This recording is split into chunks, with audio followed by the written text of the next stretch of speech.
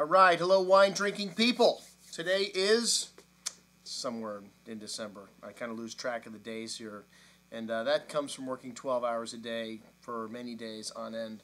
But once again, we interrupt this rush of the holidays to bring you, our wine drinking people, one of the best values that I've had come across my desk all year. Another Robert Shatterton selection, folks. We've been buying wines from this importer for a long time, but we have never had deals like this come across our desks before, with great producers, with wines that are very highly rated, very highly respected. When you look at producers, well, this property is the only estate within the town of Monforte de Alba, a very little charming town. And right there in the village, they've got a little restaurant, and they've got a cantina. You can taste the wines. You can eat some of the family's food.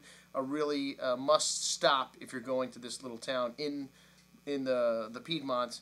And they make some very good wines here. This is a cuvee, the Vigna Dei Dardi, that this is a wine that's made especially for Shatterton. They make another wine from this Dardi vineyard, and it is made with some new barrique. This is all old barrique. This is the way they've done it in Barolo for hundreds of years. And this is a property that's history goes back about over 400 years.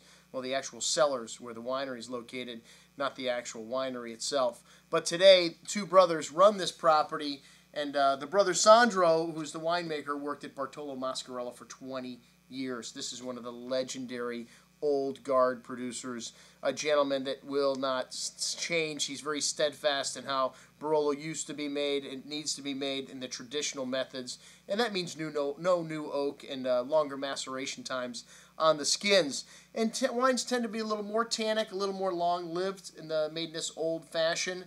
And we've done a number of tastings with Gaia's wines, for instance, where we've showed old wines like the 64 vintage before Angelo took over. And this wine was a favorite wine on the table the last time we did a Gaia tasting. But hey, we're not talking about Gaia here. There was other producers in the Piedmont other than Gaia. And for example, the Natale Fantino, this is a great producer. And as I mentioned before, brought in by Shatterton, classic Barolo. When you look at that, light in color, high in tannin, that usually means it's the Nebbiolo varietal. And this wine is from the 2003 vintage. This is a freak vintage. It was so hot, and a lot of people had a hard time dealing with the heat, so it's somewhat of an irregular vintage.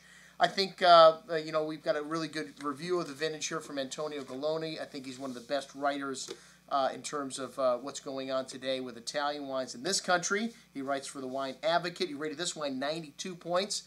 Did I mention the price on this wine yet? It's regularly $45. We have it on sale for $22.50. That's right, $22.50 for Barolo. Not for some Barolo that's, unheard of, for a great producer from one of the United States' top importers. $22.50. I can't usually sell Nebbiolo Langhe for that price, which is the entry-level wine, more or less, a highly rated Barolo from a great producer. This 2003, like I said, somewhat of an irregular vintage because of the heat, and I was surprised how well these wines turned out because they do still have balance.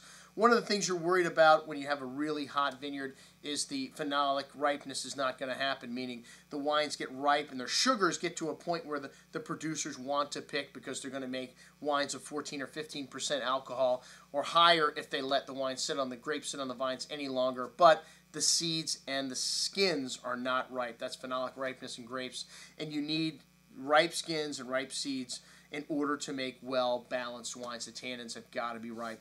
And the 2003 wines, a lot of them are drinking really nicely right now because of this heat. Just like this wine, we've had it open in the store, and some people say, it's a little light. Well, that's what happens when wines get old. They start to mellow out the tannins, especially Barolo. A young Barolo can be a little off-putting to a lot of people because of those harsh tannins. Well, this 2003, drinking perfectly on at the moment. Check it out on today's email. I'm your host, Andrew Lamposone, signing off for the Wine Watch, saying remember, always drink the good stuff first.